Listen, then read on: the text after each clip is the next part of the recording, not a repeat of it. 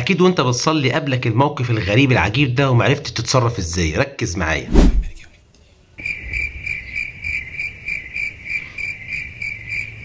هتسمع كلام جديد يمكن اول مره تسمعه، عشان كده انا عاوزك تصلي على النبي صلى الله عليه وسلم تحت في التعليقات عشان الفيديو يوصل لغيرك، عشان تعرف الناس الكلام المهم ده. بدايه لازم تعرف ان التشهد ركن من اركان الصلاه، ما ينفعش ان انت تصلي من غير تشهد. فلو انت قاعد في التشهد سواء كانت صلاه فريضه او صلاه نافله وبعدين اكتشفت ان انت بتقرا سوره الفاتحه مكان التشهد، تعمل ايه؟ لا يخلو حالك من امرين، اما انك انت تكون افتكرت ان انت بتقول الفاتحه بدل التشهد قبل ما تسلم، ايه ده انا بقول الفاتحه ولسه ما سلمتش، فده ليه حكم. بما ان انت تكون بعد ما خلصت الصلاه السلام عليكم ورحمه الله السلام عليكم ورحمه الله اكتشفت ان انت بدلت دي مكان دي، فده ليه حكم وده ليه حكم. اما بقى لو انت كنت اكتشفت قبل ما تسلم، كنت قاعد ولا تتحرك ولا تقوم ولا تسلم، انت لسه في الصلاه، ما تعملش اي حاجه غير ان انت تبدا تاني التحيات لله والصلوات والطيبات، واللي فات مات عادي، انسى اللي انت قلته غلط، ما فيش اي مشكله. وقبل ما تسلم السلام عليكم ورحمه الله على اليمين والشمال، عاوزك تسجد سجدتين سهو، تقوم قايل الله اكبر، تسجد السجده الاولى سبحان ربي الاعلى سبحان ربي الاعلى سبحان ربي الاعلى، وبعدين ترفع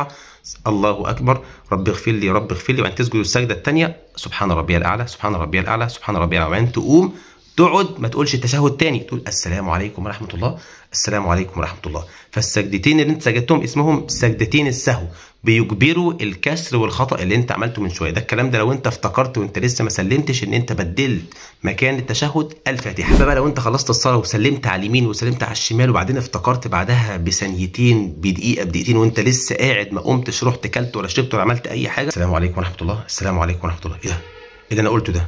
طب وبعدين اعمل ايه؟ عادي جدا برضه ما تتحركش، خليك قاعد وتقوم قايل التحيات لله والصلوات والطيبات السلام عليك ايها النبي ورحمه الله وبركاته الى اخر التحيات، وتسجد برضه سجدتين سهو، وبعد كده تقوم من السجدتين زي ما قلناهم من شويه وتسلم على اليمين وتسلم على الشمال، السلام عليكم ورحمه الله السلام عليكم ورحمه الله، بس كده. طيب الحالة التانية بقى ودي مهمة جدا، لو انت خلصت الكلام ده كله وبعدين افتكرت بعد ما قمت واتحركت ورحت كلمت صاحبك كلمت والدتك رحت شربت رحت كلت، حصل فصل بينك وبين الصلاة في اي حاجة من امور الدنيا، فساعتها انت لازم ترجع تعيد الصلاة تاني. اشمعنى اجيب الصلاه كلها؟ لان التشهد ده يا حبيب قلبي ما بيتقالش غير مره واحده في الصلاه في الاخر، فالصلاه كلها مرتبطه بالتشهد دوت. زي بالظبط واحد نسي تكبيره الاحرام ما عملهاش، فنقول له برده الصلاه كلها مرتبطه بتكبيره الاحرام. من واحد ممكن يسالني يقول طب يا عم شريف اشمعنى في الحته الاولانيه وانا قاعد ما قمتش جبت الصلاه كلها، لكن لما مشيت وكلت وشربت جبت الصلاه من اولها والاخرها؟ عشان انت فصلت بين الصلاه يا حبيبي وبين حاجات دنيويه،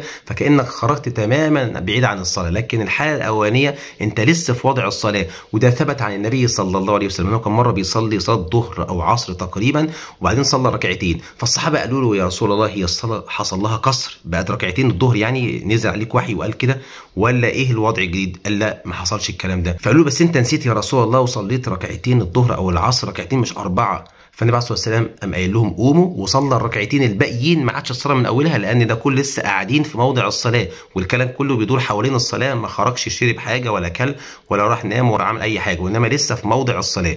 فساعتها نقول لك ان انت ما تجيبش الصلاه من اولها، وانما تتم اللي فاتك من الصلاه وتسجد في الاخر سجدتين سهو زي ما احنا قلنا من شويه. وهنا سؤال ممكن يخطر في بالك، يقول لي يا عم شريف دلوقتي انا عملت اللي انت قلته بس نسيت سجدت السجود السهو اللي انت قلت عليه من شويه، ايه حكم الكلام ده؟ الصلاه صحيحه مفيش مشكله خالص، ولا تعيد صلاه ولا تعيد سجده ولا تعيد ركعه ولا تعيد اي حاجه. حلو الكلام. يا عم شوف لو نسيت التشهد الاوسط اعمل ايه؟ ده ليه حكم تاني خالص، هنخلي له فيديو باذن الله قريب. شيل بالك الكلمتين الحلوين دول عشان غيرك ينتفع زي ما انت انتفعت. ما تنساش دايما ان الدال على الخير كفاعله. يا عم صل على النبي عليه الصلاه والسلام.